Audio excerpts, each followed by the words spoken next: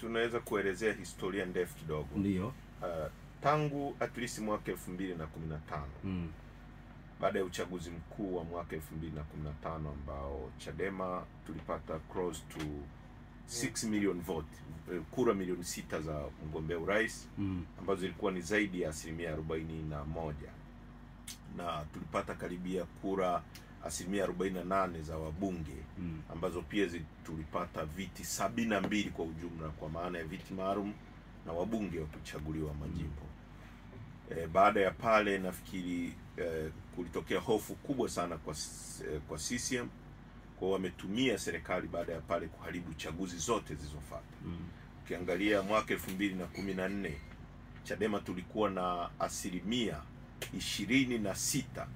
za watu waliochaguliwa kwenye mitaa, kwenye maeneo ya mijini, na tulikuwa na 30% kwa watu waliochaguliwa kwenye vijiji. Kwa maana hiyo CCM ilipata kama 70% kwenye vijiji, na kwenye mitaa pia ilipata kama 60 na kitu. Sasa baada ya pale uchaguzi uliofuata wa mwaka 2019, watu tuliokuwa na 30% na 20 na kitu, ghafla tukarudi mpaka 0. CCM iliyokuwa na 70% ikajitoa hapo ikapata 100%. Kwa maana hiyo watu wengi sana walikatwa majina. Na huwa napenda kutoa mfano. Kuna mzee mmoja anaitwa Getende kule kwetu. Alikuwa na degree 2 na alikuwa mwalimu, lakini aliambiwa hajui kusoma na kuandika. Mwalimu mstaafu ambaye amefundisha chuo kikuu, ana degree 2, alikatwa jina kwamba hajui kusoma na kuandika. Kwa hiyo wagombea wetu waliondolewa wengi. Hiyo ni mwaka 2019. Tulipokuja mwaka 2020, sisi kwa mfano Tarime tulikuwa tunaongoza halmashauri, tulikuwa na madiwani 26 kwa ujumla. Chadema tulikuwa na madiwani 16. CCM walikuwa na madiwani 10. Tulikuwa na mbunge, na hizo ni halmashauri zote mbili, ya Tarime mji na Tarime vijijini. Tulikuwa tunaongoza mbunge, madiwani kwenye halmashauri zote mbili. Ghafla tumeshuka kutoka wabunge 72 tukabaki na mbunge mmoja. Tumeondolewa madiwani ambao tulikuwa nao karibia 1000 na kitu nchi nzima. Leo hatuna madiwani hawafiki hata 10 kwa nchi nzima. Na baada ya pale ikaonekana kwamba aliyekuwa anasimamia ule uchafu kwamba ni Rais Magufuli. Na rais akatoka akazungumza akasema ataanzisha kitu kinaitwa 4R. Miongoni mwa hizo 4R ilikuwa ni reforms. Bahati nzuri mimi nilikuwa kwenye timu ya maridhiano iliyoteuliwa na chama chetu, ikiongozwa na mwenyekiti wa wakati ule Mheshimiwa Freeman Mbowe. Kwa mimi kutoka Chadema, mwenyekiti Freeman Mbowe, katibu mkuu John Mnyika, wakili wa chama na dada Zeudi kutoka Zanzibar. Upande wa CCM alikuwepo Abdurrahman Kinana Chenge, spika wa bunge la Zanzibar, na baadhi ya watu. Tumezungumza kwa miaka 4 tukitaka, kwa mwaka mmoja mzima, mwaka 2020 mpaka 23, tukitaka mabadiliko ya kimfumo ambayo yataruhusu uchaguzi huru na haki, watu wetu waliouawa walipwe fidia na familia zao zionwe, watu waliokuwa wamefungwa, wafanyabiashara waliodhulumiwa, na mambo yote hayarekebishwe. Na ndio maana rais alizungumza kitu kinaitwa reform. Lakini tumezungumza hivyo, tumekuja kwenye uchaguzi mwaka 2024, kila mtu anajua kilichotokea mwaka jana kwenye uchaguzi wa serikali za mitaa. Kwa mujibu wa waziri wa TAMISEMI Mchengerwa, anasema waliondoa wagombea wa upinzani 12600 kuwakata majina, kwamba hawajui kusoma na kuandika, mara wamekosea kujaza form, mara si wamegonga muhuri usiokuwa. Hizo ni takwimu za waziri kwamba walikata watu 12600. Lakini kwa takwimu zetu Chadema wametuondolea wagombea nchi nzima 1064 kwenye vijiji, kwenye vitongoji, wajumbe, mitaani. Kwa hiyo mnaenda kwenye uchaguzi tayari CCM ina watu 1064 wameshinda kabla ya uchaguzi. Kwa hila, kwa wizi, kwa kuutisha watu. Na watu wengine wakauawa. Nakumbuka kilichotokea kule Singida, mtu amepigwa risasi kwa sababu anagombea kitongoji. Sasa sisi tumesema hatuwezi kuendelea kuishi kwenye mazingira ya aina hiyo ambao kila uchaguzi watu wanauawa, wagombea wa upinzani wanakatwa majina. hata wale wanaoruhusiwa kwenda kugombea hawaruhusiwi kuweka mawakala wao wanaondolewa. Kwa hiyo hakuna uchaguzi tena kwenye nchi hii. Ndio maana tumekuja tunasema no reforms no election. Kama hakuna mabadiliko ya kimsingi, ya kisheria na ya kikatiba, hakuna uchaguzi utakaofanyika. Na tusiwe watu wasichanganye haya mambo. Kuna watu wanafikiri tutasusia uchaguzi.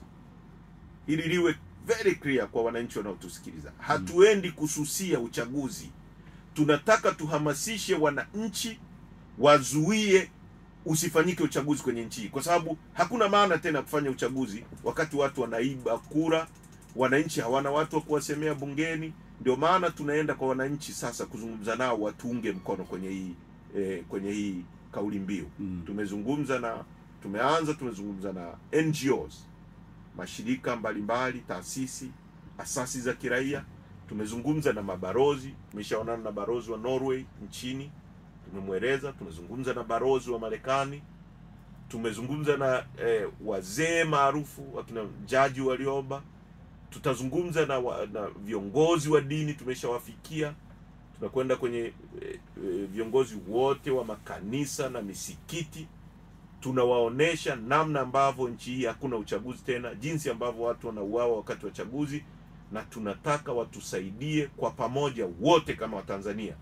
Tuiambie serikali hatukubali tena kwenda na mwenendo wa kiuchaguzi wa aina hii. Tunataka mabadiliko ili tunapoenda kwenye uchaguzi anayeshinda ashinde kwa haki na akawaongoze wananchi. Unafikiri kwamba kuna urahisi kiasi hicho wananchi kuwaunga na kuhakikisha kwamba uchaguzi haufanyiki kutokana na haya ambayo umesema mabadiliko? Wananchi wanahitaji kueleweshwa na hatusemi ni kazi rahisi. Uchaguzi ni mwezi wa 10, kipindi kifupi ambacho kimebaki. Kuna urahisi kiasi gani au ugumu kiasi gani kumshawishi mtu ambaye alikuwa na notion kwamba anaenda kumchagua kiongozi ambaye anamhitaji? Kwanza wananchi wanajua hakuna uchaguzi. Wanajua viongozi wanaochagua hawatangazi kuwa viongozi.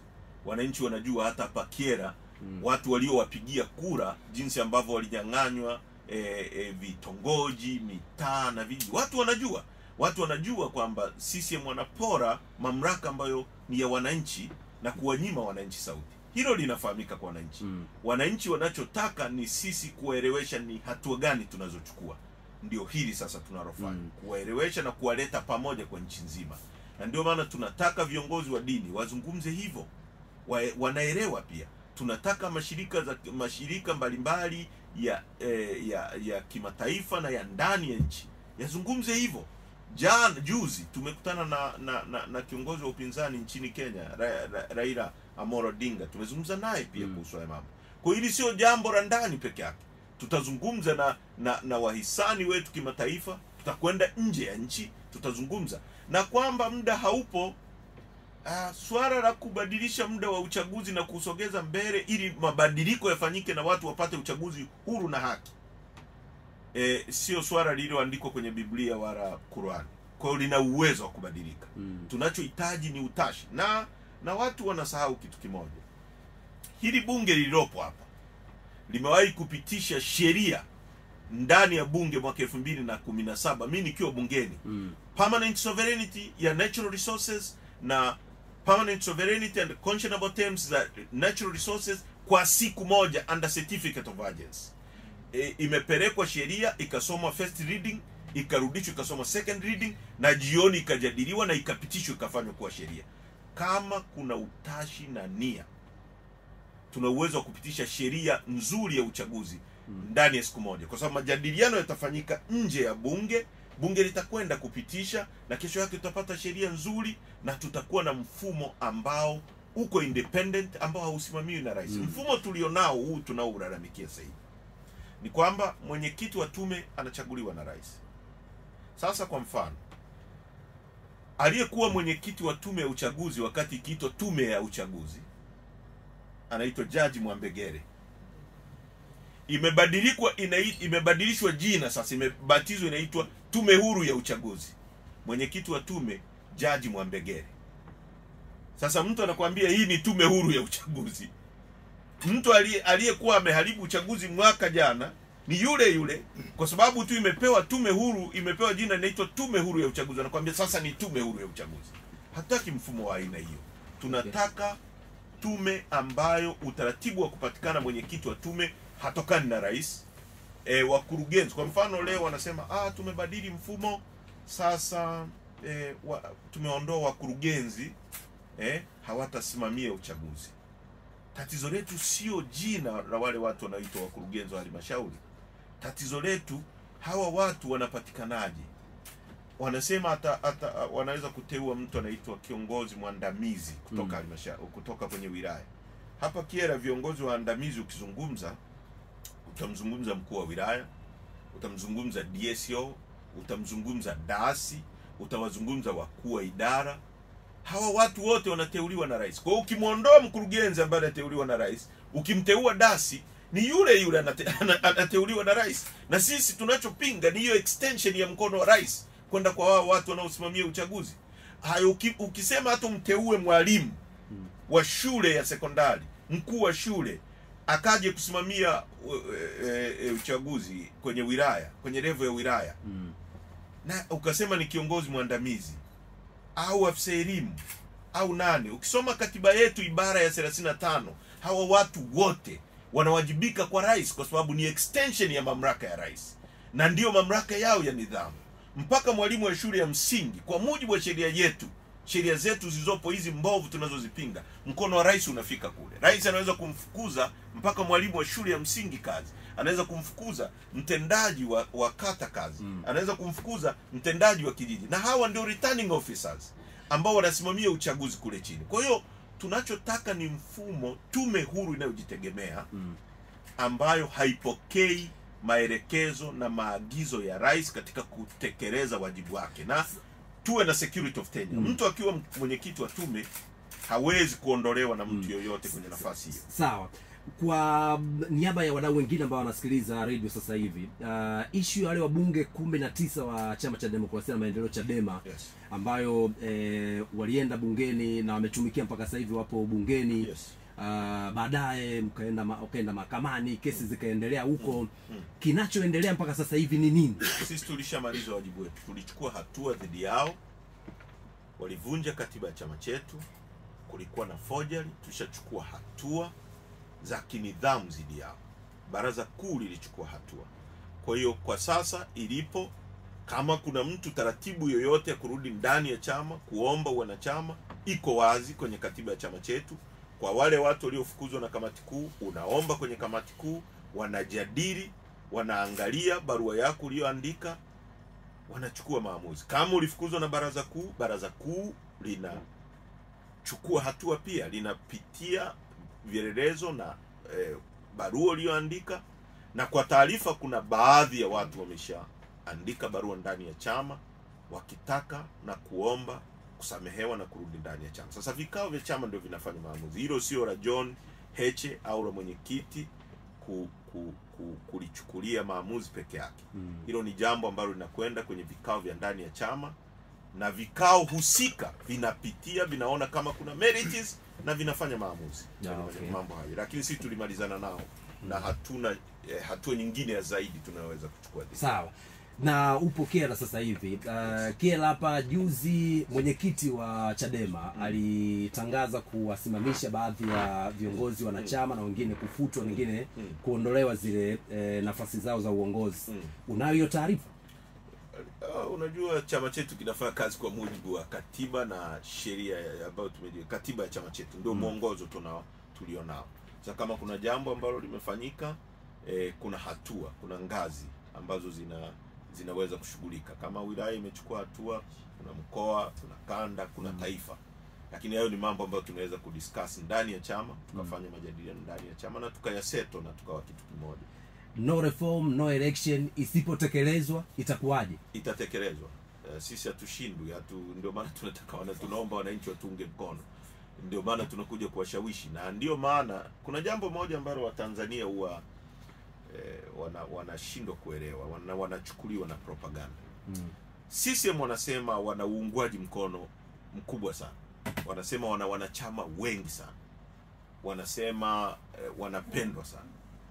Lakini kwa nini wanaogopa uchaguzi huru na haki? Kama wewe una nguvu, unapendwa, unakubalika, una sababu gani za kuiba uchaguzi? Una sababu gani za kumuondoa mpinzani wako ukamkata jina ili msishindane?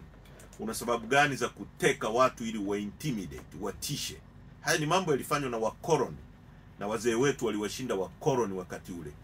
Hizi zama za digitals, hizi zama za mitandao ya kijamii, hatutashindwa kuishinda CCM, hatutashindwa kuondoa watu. Wakati ule Mwalimu alikuwa akija Kyela, watu hawajui. Hivi ninavyozungumza hapa Kyela, watu wa Tarime watakuwa wanajua Heche anazungumza Kyela, kwa sababu dunia imekuwa sehemu ndogo sana. Watu walioko Ulaya watakuwa wanafuatilia kwamba Heche anazungumza Kyela. Kwa katika zama hizi manipulation na uongo hauwezi kufanya kazi. CCM haikubaliki, ndio maana ina hofu. Na sisi tunajua tutawapini, ndio maana tunaenda kwa wananchi kuhakikisha tunaunganisha sasa nguvu za wananchi ambao hawaitaki CCM.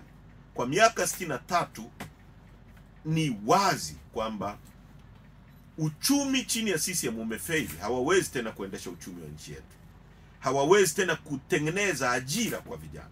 Wanamaliza vijana kwa maelfu wako mitaani, hawana nini? Hawana kazi za kufanya. Wanauza nchi. Nchi hii imekuwa ni nchi ya Wachina. Hapa kwenu Mbeya, nenda Chunya, Wachina wamejaa kule, wanachimba madini. Vijana wetu hawana kazi. Sisi hatuwezi kuchimba dhahabu peke yetu. Tunachohitaji ni vijana kupewa know-how, ujuzi, na wakapewa machines, wakaingia kufanya hizo kazi, wakawezeshwa. Mabenki yetu yakaruhusu vijana wetu wakope ili wapate mashine za kuchimba. Haiwezekani unafundisha kijana wako shuleni elimu isiyokuja kumpa kazi. Makatibu muhtasari, nani leo anafanya kazi ya ukatibu muhtasari kwenye ofisi zetu za umma? Sasa hizi mtu anaweza kuandika WhatsApp moja kwa moja ikaenda kwa bosi na akajibiwa. Unapofundisha vijana shuleni, unawafundisha kuja kujitegemea, unawafundisha skills za kuja kupata kazi.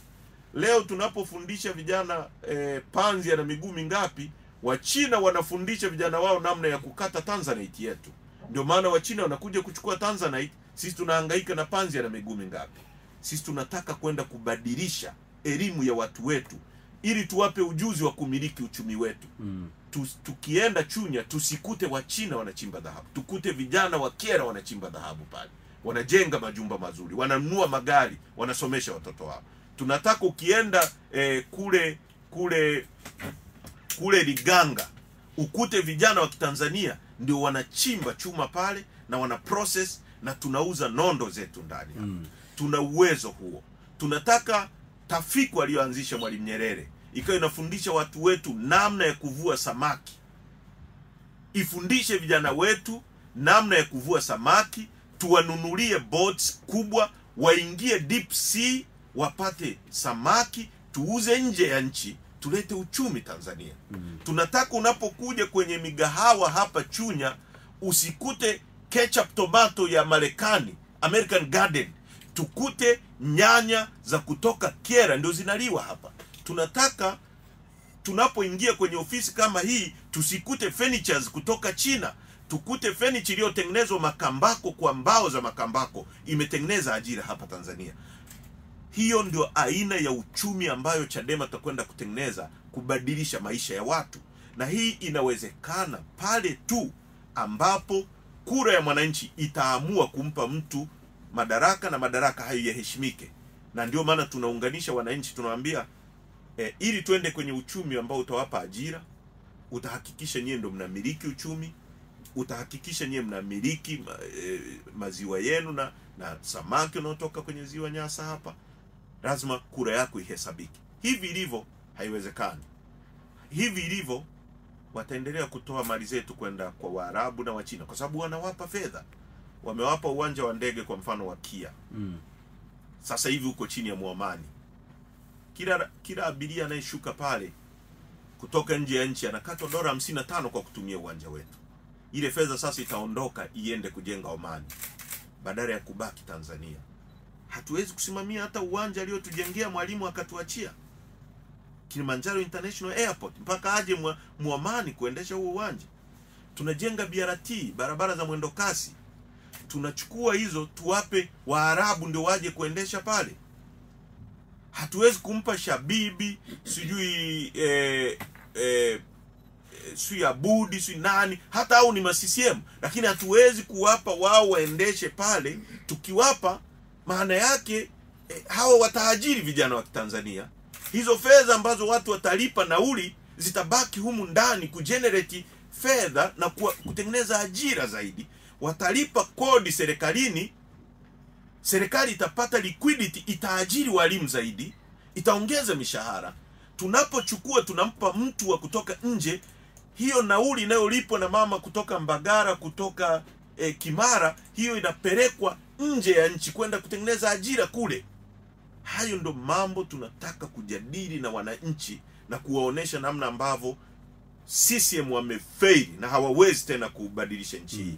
Na kwa misingi hiyo wananchi watuunge mkono, sisi tuingie madarakani kwa kura zao, ili tubadili sasa modo ya uchumi na tulete ajira kwa vijana na tuendeshe serikali, tumiliki uchumi na kila mtu aishi kwa raha. Nchi kila mtu anaweza kuishi vizuri.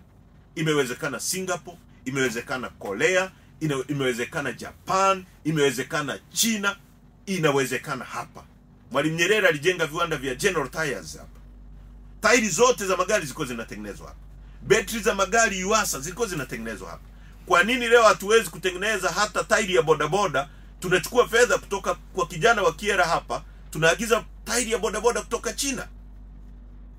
Kama hii fedha ingechukuliwa hapa ikalipa kiwanda hapa, hicho kiwanda kinge expand ajira zaidi, kingelipa kodi nyingi zaidi serikalini.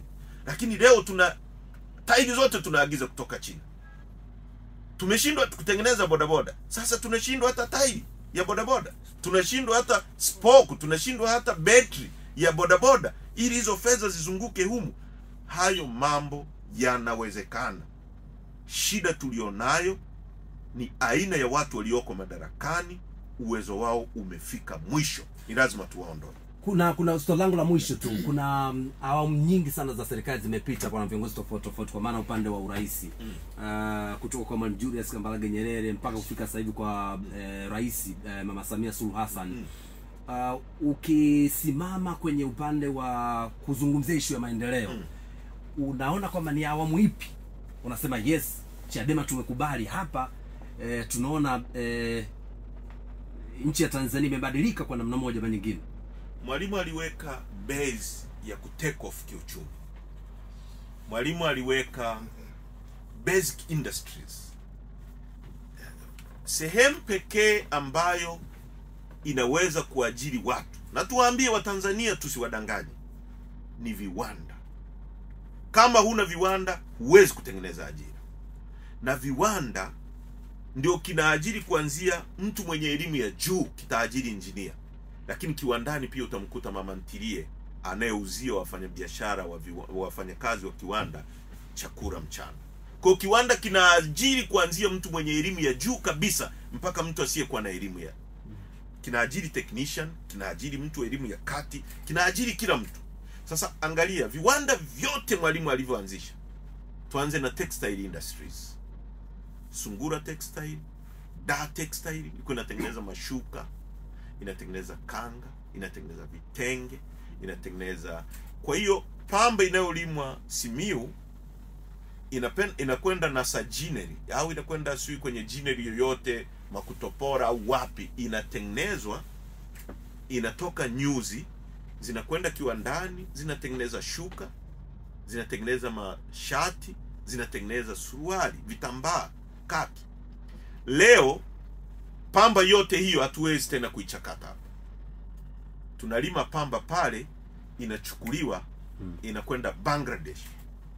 Bangladesh wametengeneza textile industry yao, inaajiri watu milioni 6 million kwa textile industry peke yake. Sasa ukiangalia ajira zilizoko serikalini zote kwa pamoja, ajira zote za serikali ilizotengeneza kwa miaka yote mpaka leo, ziko ajira 520,000 peke yake kwa takwimu za serikali. Textile industry peke yake Bangladesh watu milioni 6. Kwa hiyo ukichukua textile industry peke yake ingeweza kuabsorb vijana wetu wote wakapata kazi. Tuna export hiyo.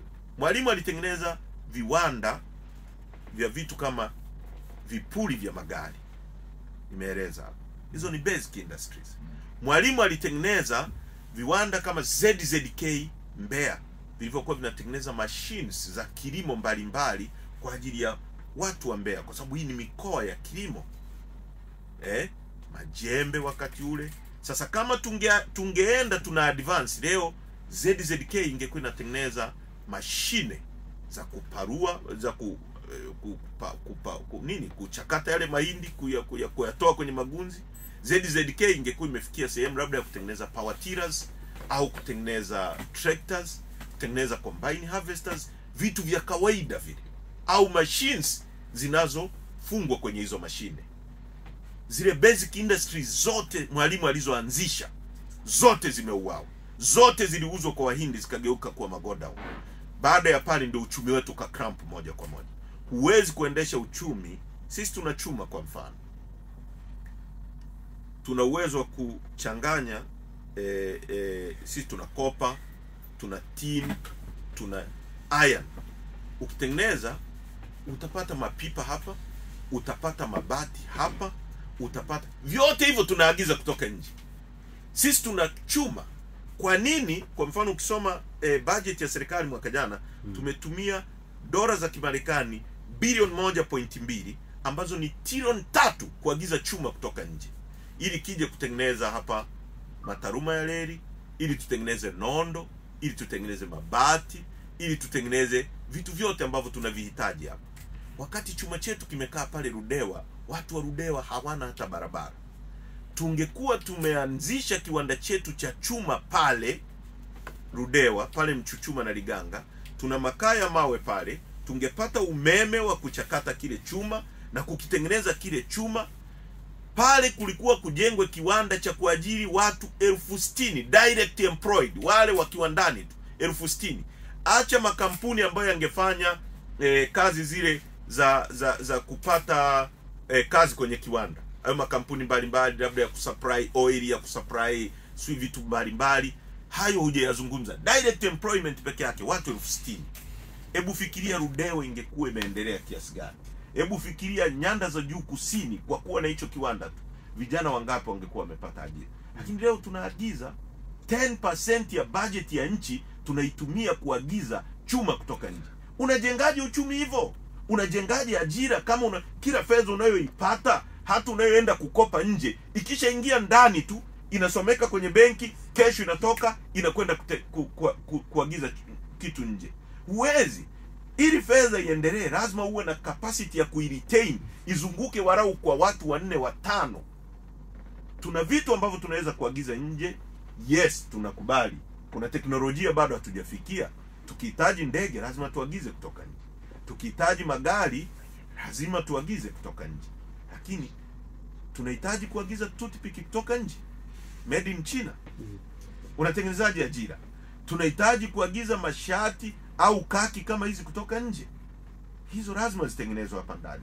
Na hivyo ndivyo tunavyoweza kutengeneza uchumi. Sasa ukiniuliza mimi nani ambaye ametengeneza, Mwalimu aliweka base ambayo ingesimamiwa, ingeweza kuendeleza hii nchi na tungekuwa mbali. Na ndio maana wakati ule sisi tulikuwa sawasawa na Singapore, tulikuwa sawasawa na Malaysia, tulikuwa sawasawa na Thailand. In fact Thailand na Malaysia walikuja kujifunza hapa kilimo cha mchikichi. Leo tunaagiza mafuta ya kura kutoka Thailand ambao walikuja kujifunza mchikichi hapa. Tunaweza kulima sunflower pale Singida na Dodoma, tukatengeneza mafuta ya kutosha ya kura. Tunaagiza mafuta kutoka nje, mengine yame-expire. Ndio maana leo kwenye hospitali zetu magonjwa ya figo, kansa, magonjwa makubwa ya moyo yameongezeka kwa kiwango kikubwa sana, kwa sababu chakula kinachotoka nje hatuna uhakika nacho, kina matatizo au hakina matatizo. Sukari tunaagiza kutoka nje. Kama unaagiza sukari kutoka nje, na wabunge wanasimama proudly kabisa na waziri wanazungumza kwamba tumeagiza tani kadhaa za sukari za mabilioni kuja hapa.